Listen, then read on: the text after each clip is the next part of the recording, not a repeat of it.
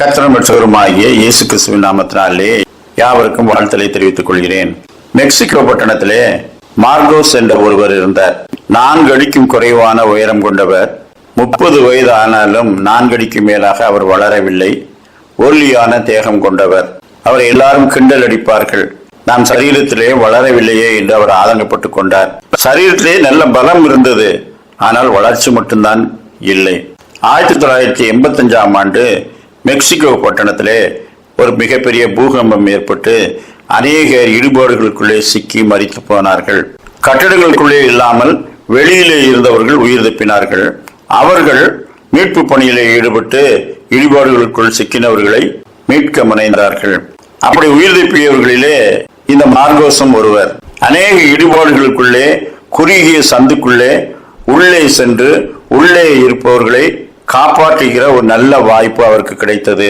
அதன்படி இடிபாடுகளுக்குள்ளே சாதாரண ஆட்கள் நுழைய முடியாத பகுதிகளுக்குள்ளே இவர் சென்று உயிரோடு இருப்பவர்களை வெளியே கொண்டு வந்து அப்படி 27 பேரை இவர் காப்பாற்றி இருக்கிறார். அப்பொழுதுதான் இவருடைய பெயர் பிரஸ்தாபம் வெளியே தெரிய ஆரம்பித்தது. சிறிய உருவமாய் இருப்பது ஒரு வகையிலே மிகவும் வசதியாய் போய்விட்டது. அவருக்கு அதிக பதக்கங்கள் வெகுமதிகள் கிடைத்தது. அப்பொழுது அவர் தன்னுடைய சாட்சியை சொன்னார். எனக்கு இந்த வளர்ச்சியடையாத ஒரு சரீரத்தை கர்த்தர் கொடுத்து விட்டாரே என்று நான் பல சமயங்களிலே கர்த்தரை தூசிக்க கூட முனைந்திருக்கிறேன். ஆனால் என் வாழ்விலே 27 பேரை இடிபாடுகளுக்குள்ளே சென்று காப்பாற்றுவதற்காகத்தான் கர்த்தர் எனக்கு இந்த சரீரத்தை கொடுத்திருக்கிறார் என்பதை இப்போது உணர்கிறேன்.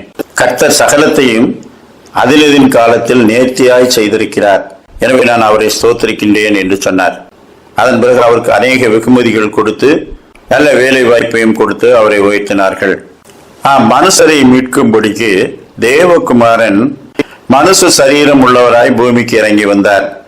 மனுஷர்களுடைய பாடுகளை உணர்ந்து அவர்களோடு வசித்து தேவன் நம்மோடு இருக்கிறார் என்பதை அவர்களுக்கு வெளிப்படுத்தும்படிக்கு தேவனுடைய ஒரே பேரான குமாரன் அடிமையின் ரூபம் எடுத்து மனுஷ சாயலாய் இறங்கி வந்தார்.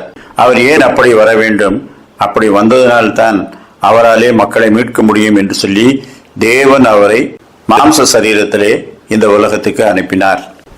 எபிரேயர் 2:9 என்றாலும் தேவனுடைய கிருபையினால் ஒவ்வொருவருக்காகவும் மரணத்தை ருசி பார்க்கும்படிக்கு தேவதூதரிலும் சற்று சிறியவராக்கப்பட்டிருந்த இயேசு மரணத்தை உத்தரித்தது நிமித்தம் மகிமையினாலும் கனத்தினாலும் முடிசூட்டப்பட்டதை காண்கிறோம். பிலிப்பியர் 2:7-8 தம்மை தாமே வெறுமையாக்கி அடிமையின் ரூபம் எடுத்து மனுஷர் சாயலானார். அவர் மனுஷர் ரூபமாய் காணப்பட்டு மரண பரியந்தம், அதாவது சிலுவையின் மரண பரியந்தம் கீழ்ப்புடிந்தவராகி தம்மை தாமே தாழ்த்தினார். நாம் தாழ்மையின் ரூபம் எடுத்து மனுஷர்களில் ஒருவராக வந்து பரிசுத்தம் உள்ளவராக வாழ்ந்து தம்மையே அவர்களுக்காக பலியாக்கி அவர்களை மீட்க வேண்டும் என்றால் அவர் தம்மை தாமே தாழ்த்த வேண்டியதாக இருந்தது. தாழ்மையின் ரூபம் எடுத்து வந்த அந்த தேவகுமாரன் இப்பொழுது உயர்த்தப்பட்டவராய் பிதாவின் வலது பாசத்தில் நமக்காக வேண்டுதல் செய்கிறவராய் வீற்றிருக்கிறார். அவரை பற்றி கொள்வோம், அவருடையவர்களாய் இருப்போம். அவர் சம்பாதித்து தந்த ரட்சிப்பிலே நாம் பங்கடைவோம். கர்த்தர் தாமே அப்படிப்பட்ட நல்ல சிந்தனைகளை நமக்கு தந்தருள்வாராக. ஆமேன்.